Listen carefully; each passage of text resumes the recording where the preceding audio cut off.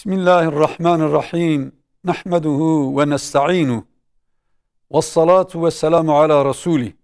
İlahi ya Rabbel alemin ve erhamer rahimin.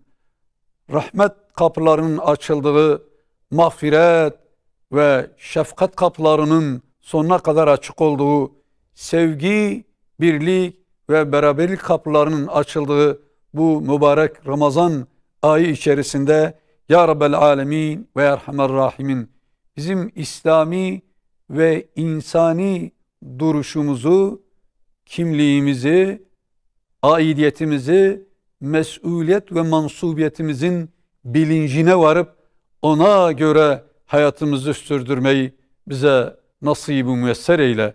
Ya Rab, peygamberlerin ahlakıyla ahlaklanmayı, Kur'an-ı Kerim'in ahlakıyla ahlaklanmayı, Kur'an'ında buyurduğun gibi Allahu Teala'nın ahlakıyla ahlaklanmayı bize nasip-i müyesser eyle Allah'ım. İlahi ya Rabbel alemin ve ya erhamer rahimin. Hazreti Musa bir sefer Ya Rab diye elini açtı, sen denizi açtın. Hazreti İbrahim Ya Rab diye bir seslendi, sen ateşleri göle çevirdin, sulara çevirdin ve ateşi serin ve selamete ulaştırdın.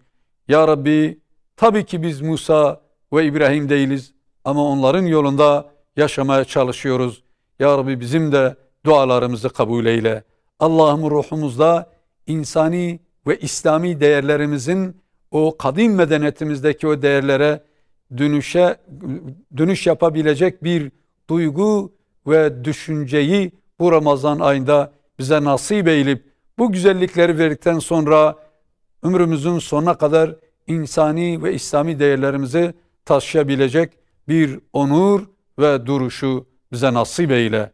Ya Rabbi, İslam adaletiyle hükmetmeyi, İslam ahlakıyla yaşanmayı, İslam hukukuyla kurallar koymayı ve İslam inancıyla gönüllerimizi doldurup dünyadayken İslam üzere, ölürken iman üzere ölmeyi, dünyadayken Resul-i Ekrem Aleyhisselatü Vesselam'ın sünnetine sarılmayı, ölürken de onun şefaatine mazhar olmayı bize nasip-i müyesser eyle.